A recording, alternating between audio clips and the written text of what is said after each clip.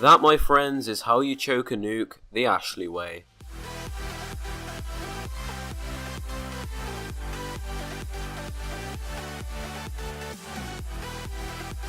Now today's video, guys, is something a little bit different, and we're going to be talking about Call of Duty 2017 and where I think this is going. But just before I bore the asses off you with complete bullshit, I'd appreciate it if you press the like button and also subscribe if you're new, so you never miss out on any shitty videos like this one, because they're not even good. And yeah, let's get into the video, guys. Peace. Okay, so the Call of Duty franchise is turning into that fat kid at school which gets bullied even when the teachers tell the kids to stop. I hope that crap reference made sense. Anyways, I guess the point I'm trying to make is whatever the hell I say, someone's gonna have a problem with it.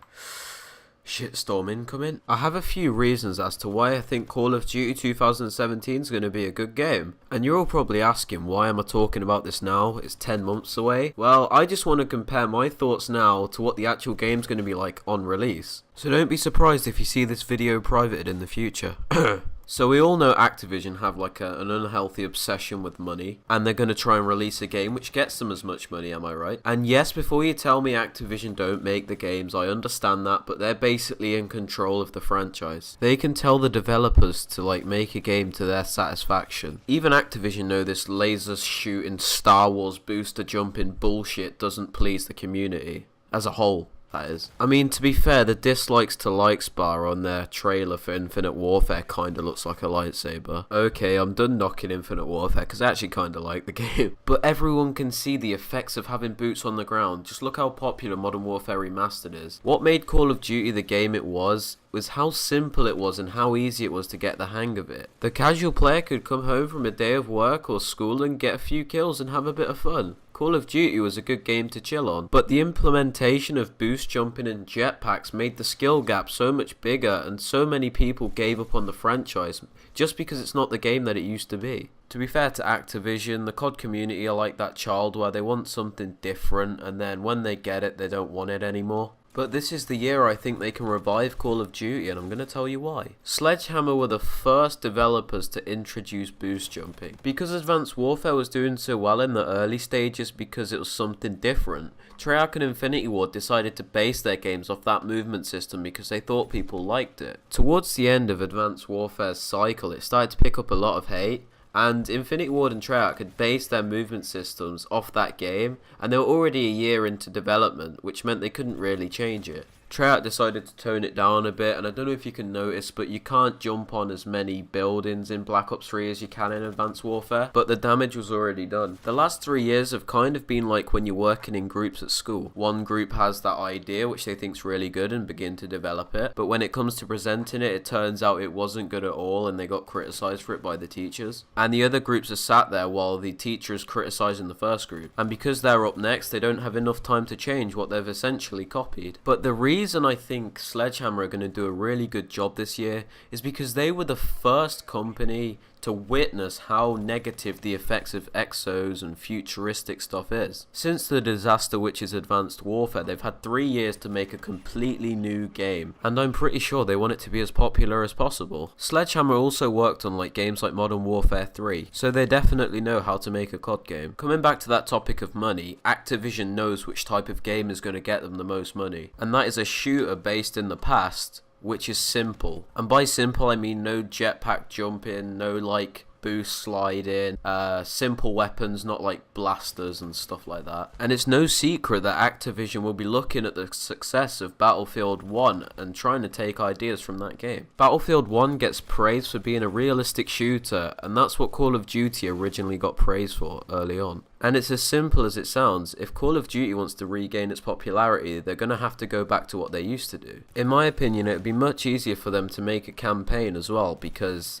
they're basing it on an event that actually happened. Now, this next thing I found does seem a little bit interesting. Let's watch this New Year's video from Sledgehammer Games.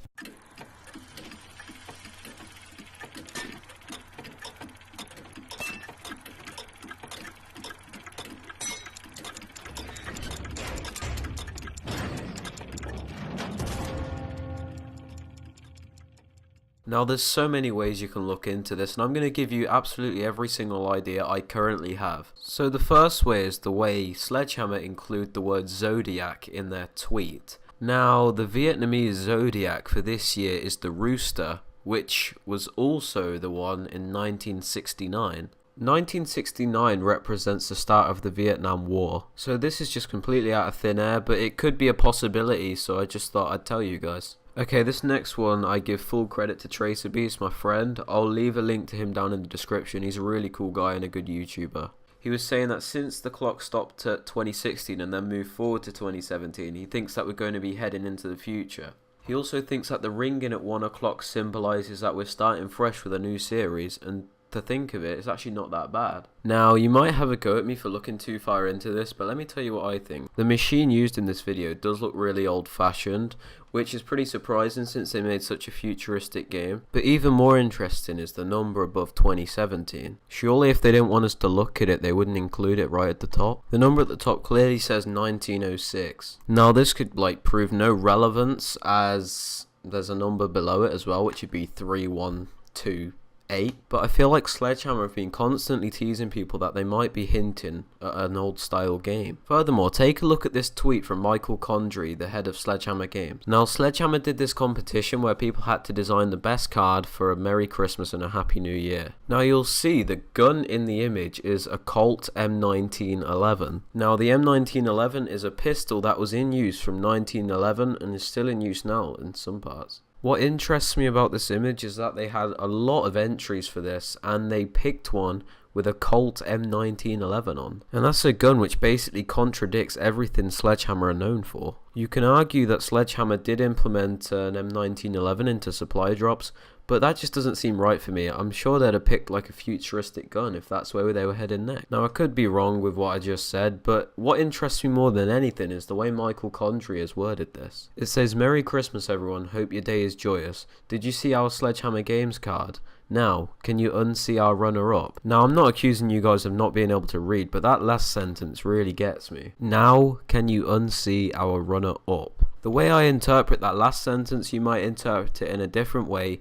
is it's like Michael Condrey's trying to get us to take something from this image. It's like he's trying to say that something in this image will hint us something about the next game that Sledgehammer are making. The obvious thing here is the pistol, and we've already discussed it, so that's what I think he's trying to get at. I could be wrong. You guys tell me what you think. Whether it's World War I, whether it's World War II, whether it's in the past, whether it's even in the future, you've got to think Sledgehammer learned something from Advanced Warfare. So technically, this is the start of the 3-year cycle again with Sledgehammer kicking it off. So Sledgehammer are the first company to see the negative effects of exos. So in turn, this basically means they're the first company which can do something about it. But whether they decide to change it or keep it, I'm sure this year is going to be a great year for Call of Duty. And I honestly can't wait for the reveal trailer to see if Call of Duty can regain some of the respect and popularity that it used to have. Anyways guys, I hope you've enjoyed this video. If you have, please leave a like, subscribe to the channel if you're new so you never miss out on any news videos like this or just me being an idiot. I hope you all have a very nice day and I'll see you later. Peace.